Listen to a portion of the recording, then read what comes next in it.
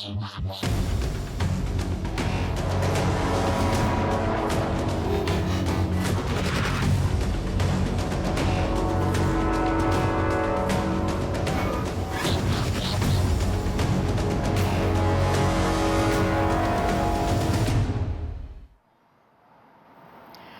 malam pemirsa, apa kabar Anda? Tidak terasa dalam beberapa hari lagi kita akan menyambut tahun baru 2023 yang akan menjadi penanda dimulainya tahun politik, Pilpres dan juga Pileg 2024.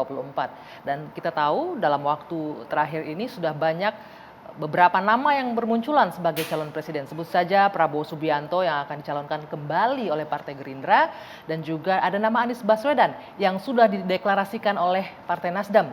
Ya kita bisa bilang juga agak mungkin dalam tanda kutip terancam karena belum ada pasangannya definitif gitu. Ini yang akan kita tunggu.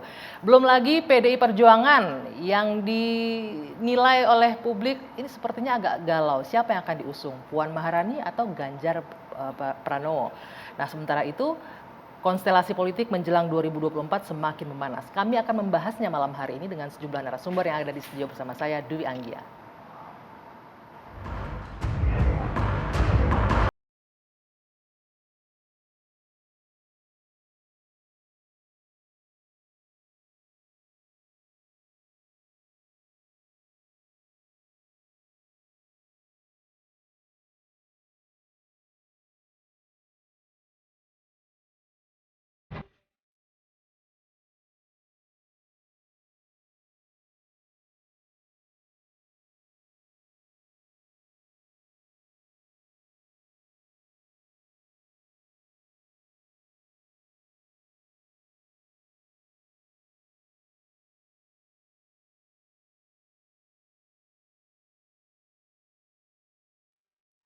Lalu bagaimanakah kira-kira peta koalisi jelang Pilpres 2024? Saya akan membahas dengan sejumlah narasumber di malam hari ini bersama saya. Di ujung sana ada Mas Adi Praetno, pengamat politik. Selamat malam, Selamat Mas malam, Adi. Gi. Dan juga Selamat ada malam, Bung Gi.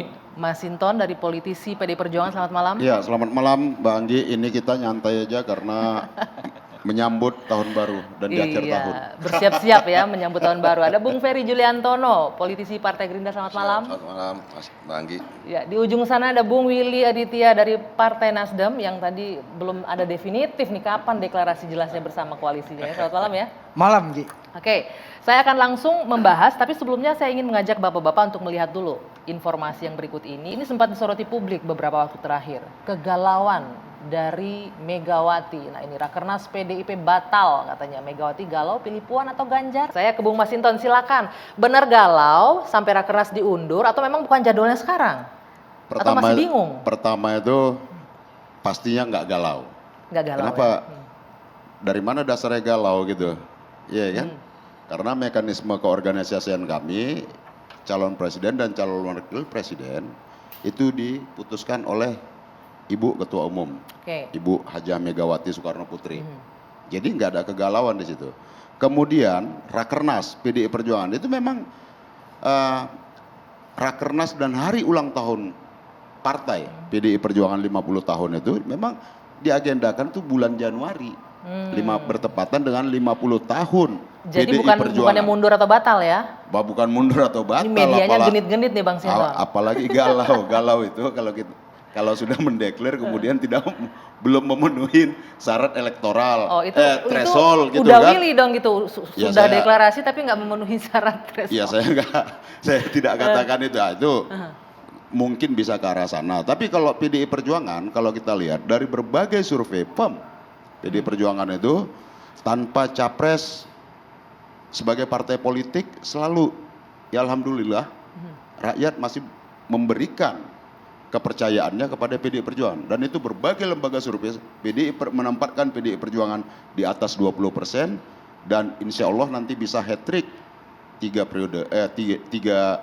kali pemilu tuh berturut-turut. Bukan 3 periode ya? Bukan 3 periode, 3 periode kali menang. Saya langsung kaget nih, hat-trick 3 periode nih. Partai politiknya. Jangan-jangan nih kode gitu. nih Mas Adi Pray, enggak ya? Partai politiknya. Iya, biasanya suara yang dari hati itu yang selalu Yang keceplosan. menjadi kebenaran. Iya. Bukan hat-trick 3 periode katanya. Partai politiknya partainya. 3 periode menang, Oke. calon presidennya juga 3 kali bisa menang, gitu ya.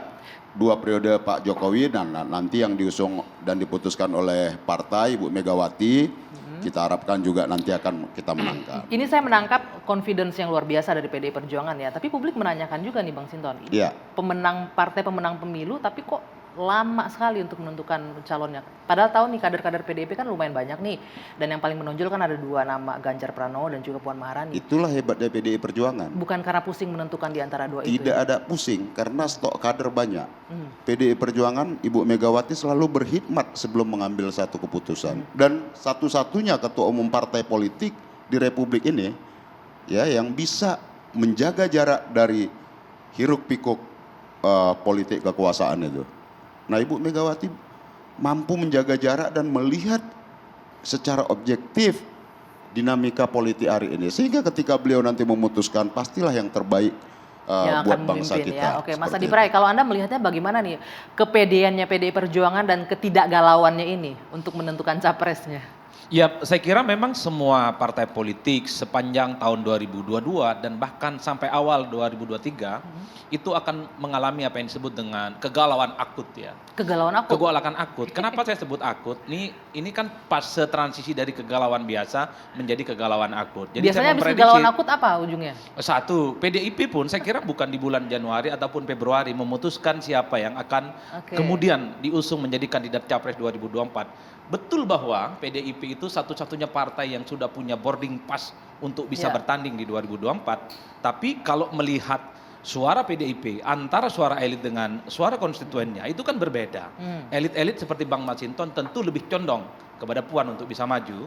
Tapi dari data-data survei yang kita punya, memang begitu banyak basis konstituen pemilih PDIP itu berharap Ganjarlah yang akan diusung.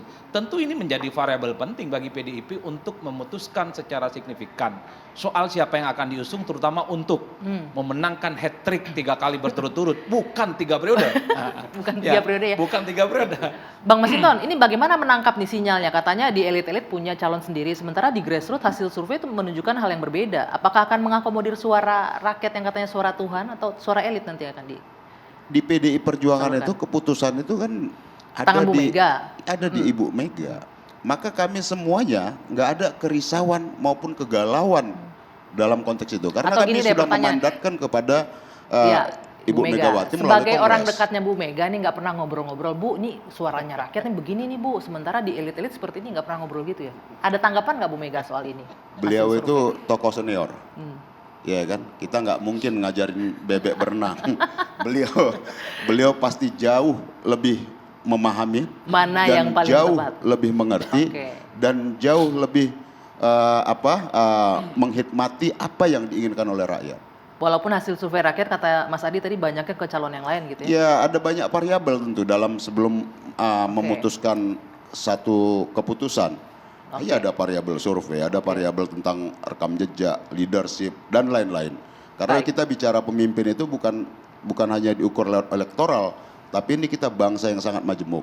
Bagaimana mengelola kemajemukan bangsa ini ke depan, bagaimana membangun negara dan bangsa ini ke depan sehingga punya output dan outcome yang punya manfaat tinggi buat masyarakat ke depan. Oke, sebagai kader partai juga, mana nih menurut Anda yang punya leadership, punya track record bagus dan kapabilitas di antara nama-nama yang muncul dari PDIP sendiri? Kader PDI Perjuangan memang dikader untuk itu, Semuanya. memiliki karakter dan leadership yang kuat. Serta Jadi ideologi dua-duanya yang Puan tangguh. dan Ganjar punya itu ya?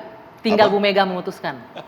Ada banyak kader, Oh, oke. itu Bu Mega lah Tidak nanti hanya yang Puan akan dan memutuskan. Ganjar. Oke, baik. Mas Willy, tadi ada yang galau udah deklarasi tapi malah belum punya boarding pass-nya begitu. Tapi nanti dijawab ya, kita jeda dulu sejenak. Dua Sisi kembali sesaat lagi.